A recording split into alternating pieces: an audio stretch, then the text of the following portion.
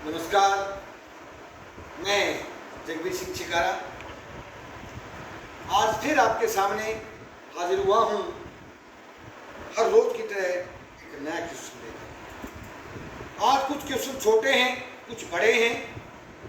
कक्षा 9th class है, विषय सामाजिक विज्ञान है, विषय भूगोल है और भूगोल के सेकंड चैप्टर जिसका नाम है भारत का भौतिक स्वरूप, उसके छोटे छोटे क्वेश्चन लेकर आपके सामने हाजिर हुआ हूँ।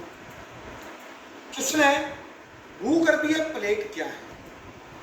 भू माने पृथ्वी, गर्भीय माने गर्म में, पृथ्वी के नीचे जो प्लेट है वो क्या है? पृथ्वी के भीतर होने वाले विद्युत तरंगीय अक्षय के ताप उत्पन्न होता है।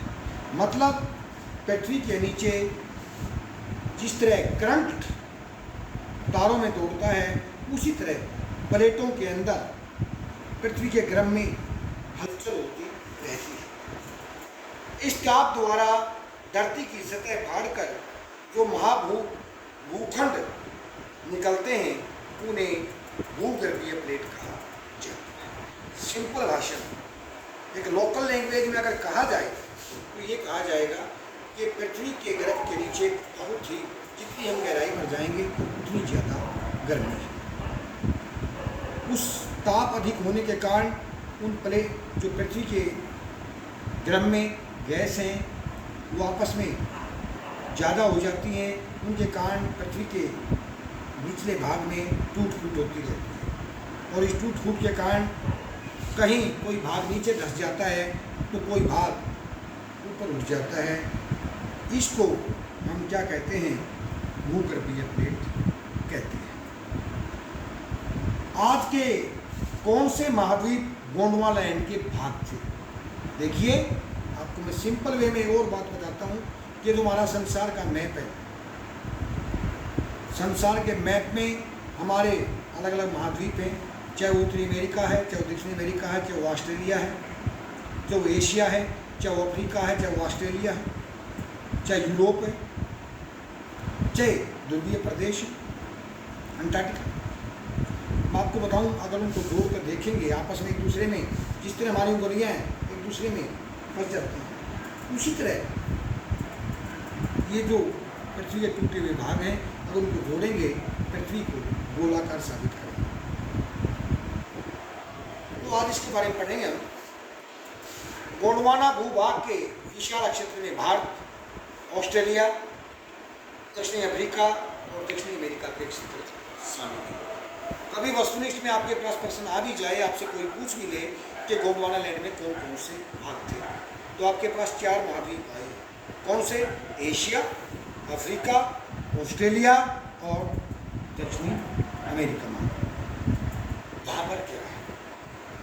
सिंध नदी के तीस्ता नदी तक, सिंध नदी से एक नदी है तीस्ता नदी, उस तक शिवालिक की पहाड़ियों के गिरिपाद प्रदेश में नदी की धारा के साथ साथ, समानांतर साथ साथ कंकड़ पत्थरों की एक पतली पेटी पाई जाती है। जब नदी पहाड़ों से निकलती है, पर्वतों से निकलती है, तो वो अपने साथ तेज बहाव के कारण बड़े बड़े चट्टानों को तोड़कर नीचे ले आती है। जब पानी की गति मंद हो जाती है तो वो सीमित क्षेत्र में उन पत्थरों को बिछा देती है, आगे नहीं धकेल पाती और वो उसी क्षेत्र में बच जाती है। तो इसने यही कहा है कि भाबर क्या है कि सिंध नदी से तीस्ता नदी शिवालिक की पहाड़ियों के साथ साथ एक छोटे से क्षेत्र में जो कंकड़ पत्थर बहा के लाई है उनको वहाँ पर स्थापित कर देती है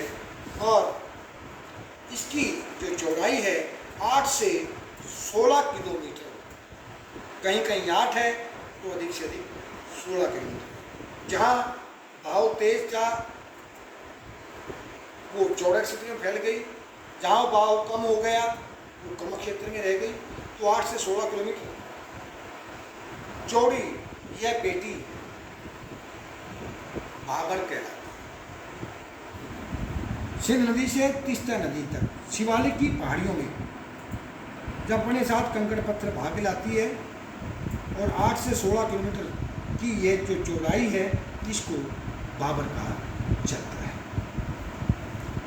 हिमालय के 3 प्रमुख भागों के नाम लिखिए। मैं आपको बता दूं हिमालय के बारे में। देखिए,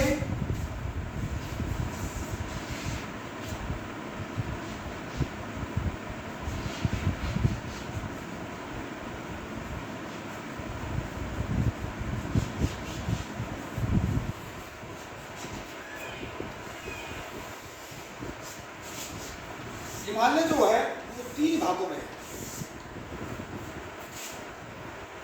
सबसे ऊपर है वो महान हिमालय, बीच में है वो मध्य हिमालय, और नीचे जो है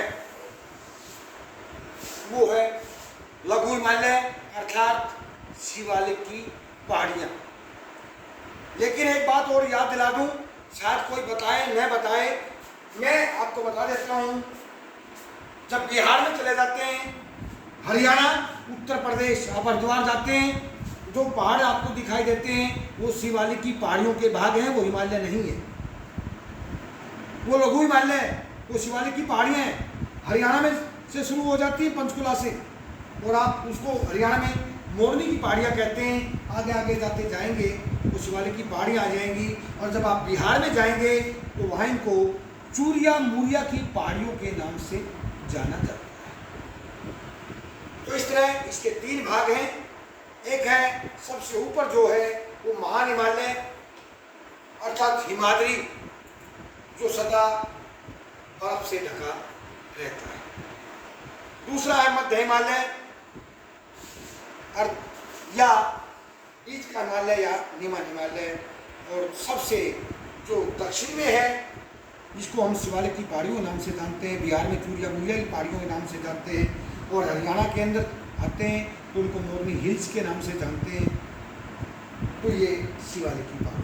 हिमालय को 3 भागों में बांटा गया है: छोटा हिमालय, बीच का हिमालय और हिमाद्री अर्थात महान हिमालय। उसके बाद है अरावली और विंध्याचल की पहाड़ियों में कौन सा पठार है? अरावली और विंध्याचल की पहाड़ियों में मालवा का पठार है। ये हमारा अरावली का पहाड़ है, और दूसरा हमारा विंध्याचल का पहाड़ है। विंध्याचल सतपुड़ा 2 पहाड़ हैं। ये कौन से पठार में है? मालवा के पठार। उसके बाद हमारा क्वेश्चन है, भारत के उन द्वीपों के नाम बताइए जो परवाल भित्ति से, जो समुद्री जीव हैं जिनके मरने से बनते रहे, एक ढेर बनता रहा, उनसे एक द्वीप बनते चले गए। भारत का लक्षद्वीप समूह परवाल भित्ति से निर्मित है। आपने भारत के भौतिक सबूत के बारे में पहले ही पढ़ा होगा।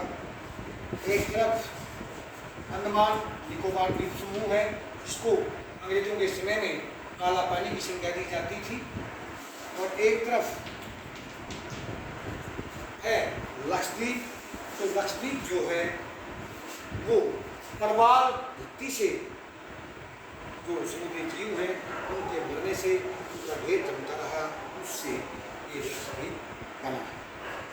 अब आपके पास एक क्वेश्चन और लेके हाजिर हुआ हूँ, उसका नाम है अपसारी और अभिसारी भूगर्भीय प्लेट क्या?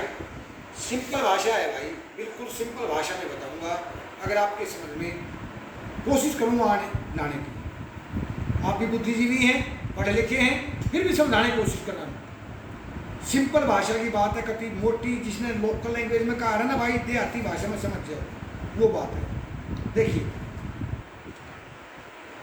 अपसारी प्लेट क्या होती है भाई?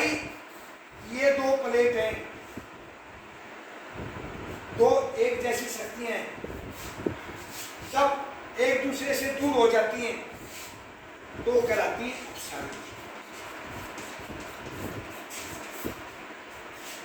और बताऊं, जब ये प्लेट आपस में एक दूसरे से दूर हो जाती हैं, जब 2 ताकतवर टकरा जाते हैं, एक बराबर का बल होता है तो दूर हो जाते हैं, उनके बीच खाई होती है, वो देती है महासागर को जन्म। उनको कहते हैं अपसारी प्लेट। और अभिसारी जब दो प्लेटें आमने सामने आ जाती हैं और टकरा कर एक दूसरे के ऊपर चढ़ जाती हैं, उनसे होता है पर्वतों का जन्म, पहाड़ों का जन्म। सिंपल भाषा की बात बता दी, जो एक दूसरे से दूर हट जाए वो कहलाती हैं अपसारी, और जो दूसरे के ऊपर चढ़ कर ऊपर भाग उठ जाए वो कहलाती हैं भाई अभिसारी। इससे आगे बताने को है भी नहीं कुछ। और ये प्रश्न को एक दूसरे से अलग या दूर हो रही प्लेटों को अपसारी प्लेट कहते हैं। अपसारी प्लेटों से धरातल में वल या मोड़ पड़ते हैं, मतलब कोई भाग नीचे धस जाता है, और एक दूसरे के निकट आने वाली प्लेटों से को अभिसारी प्लेट कहते हैं। अभिसारी प्लेटों के कारण धरातल में भ्रंश, नीचे बैठना पैदा होता है, कोई भाग नीचे धस जाता है, कोई भाग ऊपर उठ जाता है। जब दूर हटती हैं कोई नीचे, कोई टकरा कर एक दूसरे के ऊपर चढ़ जाता है, कोई ऊपर भाग उठ जाता है, कोई नीचे धस जाता है। एक प्रश्न ऐसा ही है, बांगर और खादर। बांगर क्या है और खादर क्या है? वर्तमान काल में इस समय में नदियों के द्वारा लाई गई जललोड, मिट्टी से जललोड, जो जल के साथ बहकर आई है। आज के समय में या आज से कुछ समय पूर्व नदियों के साथ बहाकर लाई गई रेत मिट्टी से बने नए मैदानों को क्या कहते हैं? खादर कहते हैं। और ये मैदान बहुत उपजाऊ है। ये नदियों के द्वारा बनाए गए मैदान हैं। यहाँ प्रत्येक वर्ष नदियों में बाढ़ें आती हैं और नए उपजाऊ मैदान का निर्माण होता है।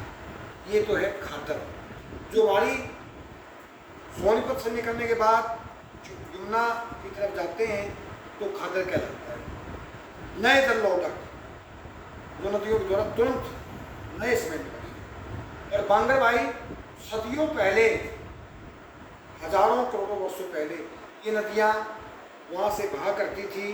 नदियों ने अपना रास्ता पलट लिया और वहाँ प्राचीन जो नदियों के द्वारा बनाए गए मैदान हैं उनको कहते हैं बांगर। इनके अंदर कंकड़ आ जाते हैं और एक चबूतरे का निर्माण करते हैं।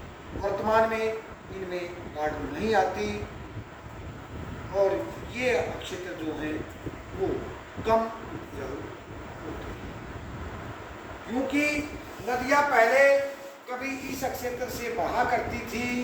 उन नदियों ने धीरे धीरे अपना रास्ता दूसरा बदल लिया। अब ये कहलाए नए जललोढक।